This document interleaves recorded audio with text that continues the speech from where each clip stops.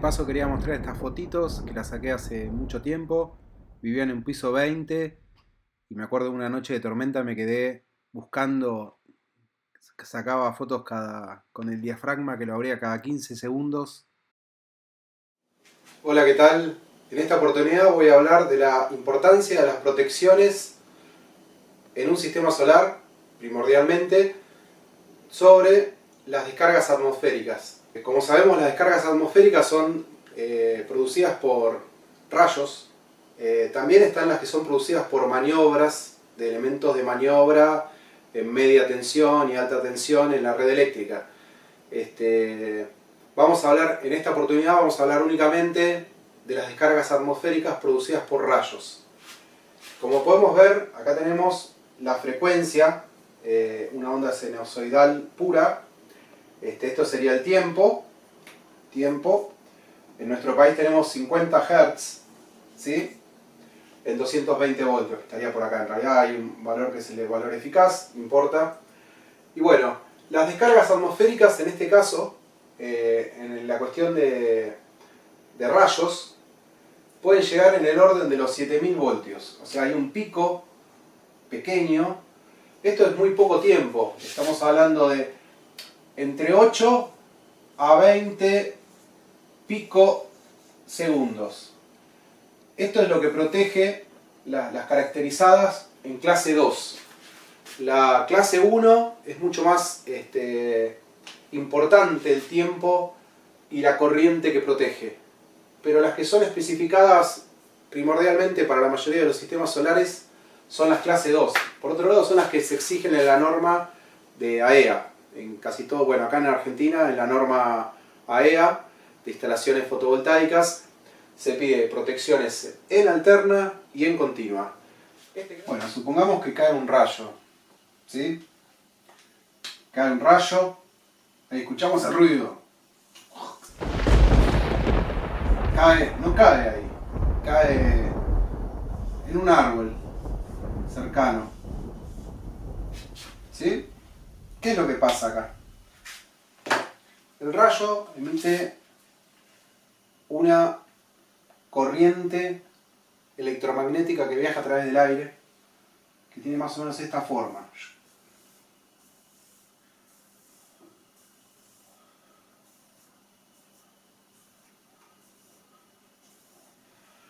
Esta distancia en el campo abierto puede llegar a ser hasta 2 kilómetros. Y esto sí es muy probable que pase. Las caídas de rayos son una de las principales causas de que se quemen equipos en el mundo. Al menos hace unos años habían hecho un estudio y daba que la mayor tasa de quema de equipos en el mundo era por caída de rayos. A mí se me quemaron 2 equipos en total en todas mis instalaciones por causas de rayos. Así que de un total de 50 a 60 instalaciones es una tasa importante que hay que prestarle mucha atención. Por lo tanto, es importante tener en cuenta esto porque la tensión electromagnética que se transmite por el aire puede llegar a generar un pico de tensión. Bueno, esto sería la gráfica de los descargadores clase 2, que están en el orden de los 20 kA, es lo que protegen. Y este es el tiempo de actuación de esa descarga, entre 8 picosegundos y 20 picosegundos. Esto está en la norma, la IEC 61643/11.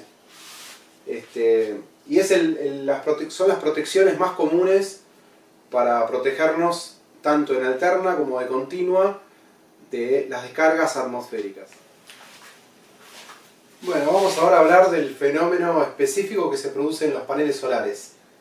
Supongamos que esta es la parte de atrás de los paneles fotovoltaicos. Esto mide entre 1,50 y 2,10 m, depende el tamaño y la potencia del panel.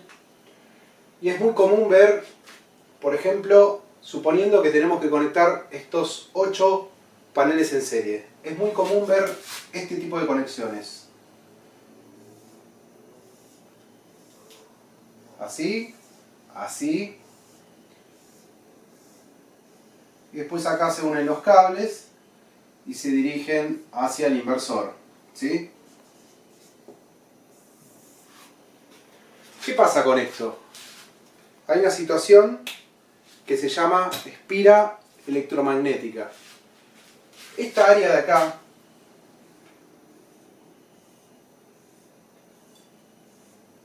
es una espira electromagnética. Y en este caso, si estamos hablando de paneles de 2 metros, esta superficie, esta área, va a ser igual a unos 2 metros por prácticamente 1 metro, 1 metro, 1 metro, 1 metro, 4 metros. O sea, tenemos 8 metros cuadrados de superficie, ¿sí? Esto es una espira electromagnética, que lo que hace es atraer el electromagnetismo. O sea, en el aire, cuando cae un rayo, hay una corriente, una tensión electromagnética que viaja a través del aire, y es inducida por esta espira electromagnética, como si fuera una radio. Es una bobina, digamos. Entonces, esto es lo que hay que evitar cuando uno hace instalaciones en paneles solares. Hay que evitar esta espira electromagnética. ¿Cómo se evita? De la siguiente manera. Bueno, una posibilidad es esto. Vengo con el cable positivo, salgo del positivo y por acá voy, hago un suncho, utilizo una bandeja portacables o los mismos perfiles, los rieles de los paneles se pueden utilizar para canalizar todos los cables juntos, y de esa forma puedo hacer esto, este recorrido. De acá vengo acá y después vuelvo, todo por el mismo sector. De esta manera estamos disminuyendo la superficie, que en el otro caso era 8 metros cuadrados, la estamos disminuyendo a pedacitos muy pequeños. En la salida de la caja del panel se forma como un triángulo, sale un cable, sale el otro, pero son áreas muy insignificantes. O sea, estamos disminuyendo la espira electromagnética de 8 metros cuadrados a menos de 10 centímetros cuadrados o 20 centímetros cuadrados en total. Así que esta es la forma, en esta configuración. Hay otras configuraciones, ahora las voy a mostrar, pero esta es una de las formas de disminuir, anular a cero la inducción en el campo electromagnético. Otra forma es la siguiente. Hay que ver si los paneles permiten este tipo de conexión, porque el largo del cable del panel con la ficha MS4 tiene que tener un mínimo largo para poder hacerlo, pero la mayoría de los paneles permite hacerlo. Creo que este método se llama saltito de rana, algo así. La verdad no sé cómo se llama, si es salto de canguro o algo así, pero consiste en del 1 ir al 3, del 3 ir al 5, del 5 ir al 7 y después repetimos esto, del 7 vamos al 8, del 8 vamos al 6, del 6 vamos al 4, del 4 vamos al 2 y por acá volvemos a salir. Entonces podemos poner todos los paneles en serie. Obviamente esto que yo dibujé así para arriba y para abajo es solamente para que se entienda, pero esto debería estar cableado todo junto, lo voy a dibujar así, debería estar cableado todo en el mismo chicote de cables, precintado. Entonces ahí es otra forma, en una configuración de paneles en línea, de anular el campo a cero, para que no haya inducción a la hora de que cae un rayo. Bueno, supongamos que esto es una conexión de 10 paneles no sé, pongamos 400 watts, 400 watts cada uno. Y estos paneles por lo general tienen un VOC de, no sé, 45 voltios. Voltaje de circuito abierto, 45 voltios. Entonces acá tendríamos 450 voltios. VOC, de el string, ¿no? Esto es el string, el anillo se le denomina string o anillo en español. Bueno, entonces acá tendríamos que poner un descargador de 500 voltios, que los hay. 500 voltios DC. Hay descargadores de continua y descargadores de alterna. Acá con un descargador de 500 voltios de continua estaríamos bien. Que hasta 500 voltios va a dejar pasar, y en el caso de que sea mayor el voltaje, esto acá se conecta al borne de tierra.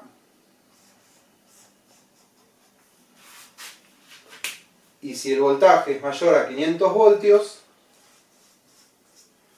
se descarga por tierra, ¿sí? ¿Cómo seleccionar el descargador adecuado? Bueno, esto acá es una llave de corte, una térmica de continua, una térmica DC. Después las voy a mostrar también. Y en este caso, supongamos que estamos utilizando un inversor que tiene una tensión de entrada máxima de 600 voltios o 800 voltios. Y la realidad es que si conseguimos uno de 500 voltios estaríamos bien. Por ejemplo, si en el caso tenemos un inversor que es de 1000 voltios de entrada, el inversor hasta 1000 voltios lo va a soportar, no hay ningún problema en eso. Entonces si no conseguimos uno de 500 voltios, podríamos tranquilamente poner uno de 1000 voltios.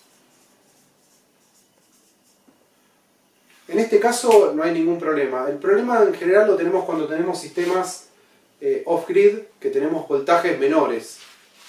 Acá tenemos dos ejemplos de sistemas off-grid. Acá con un regulador de 150 voltios, que son comunes, 150 VDC. Y en este caso con un regulador de 250 voltios VDC, que también es bastante común. Esto es bastante común, encontrar reguladores de 150 voltios de continua, 250 voltios de continua. Y después hay inversores que en general vienen con regulador incorporado, que el rango de voltaje es un poco mayor, pero a veces por ahí, aunque sea mayor el rango de voltaje, la conexión de paneles que vamos a tener son 3 paneles en serie, o 4, o 5, 6 pueden llegar a ser. Bueno, depende mucho de la característica específica de cada inversor, ¿no? En estos casos estamos un poco más complicados porque no es fácil de encontrar en el mercado, al menos acá en Argentina, reguladores.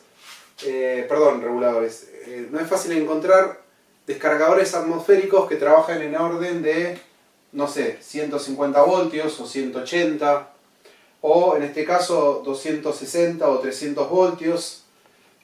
Acá voy a dar algunos ejemplos. Este es un regulador Midnight, es un regulador clásico, antiguo.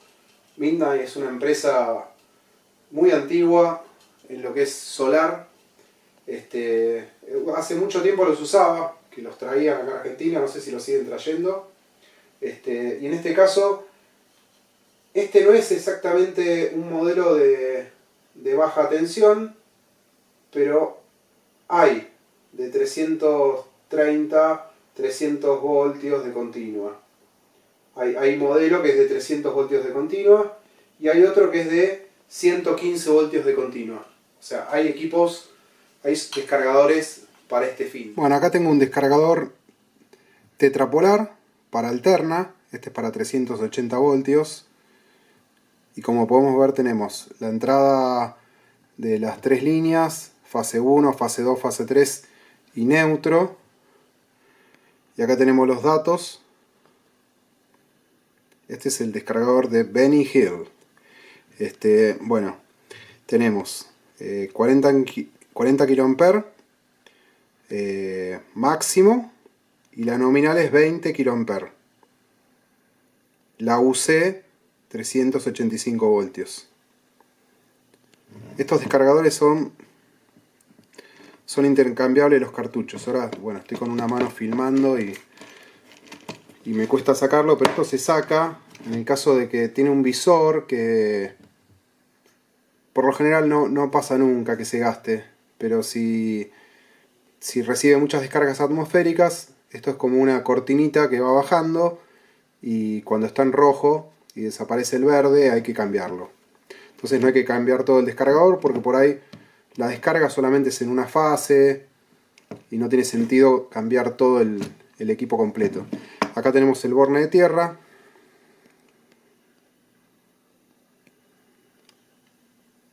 Bueno, este es uno para alterna. Tetrapolar. Hay también trifásicos. Después tenemos este, que está nuevito. Suntrey. Es otra marca. No hay muchas marcas acá que lleguen. Está el Benny Hill y el Suntre. Este es para 1000 voltios. Ahí podemos ver. 1000 voltios DC. Ahí también vemos la clase T2, clase 2. También 20 kA la nominal. Y la máxima 40 kA. En este caso también, bueno. En este caso tenemos, acá no se ve, negativo, positivo, está este lado, y la tierra, acá la tierra. Y tenemos esto, que es un contacto seco, que está buenísimo porque nos puede dar una alarma. Esto lo podemos conectar a una entrada digital o salida de un inversor, un relé, y nos puede dar, nos puede avisar si uno de los elementos se quemó o no funciona más. Entonces nos puede dar una alarma al sistema a través de un contacto seco que se cierra, y está buenísimo eso.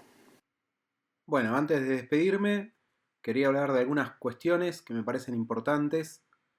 En zonas donde hay mucha posibilidad de caída de rayos, hay que pensar en un sistema de puesta a tierra.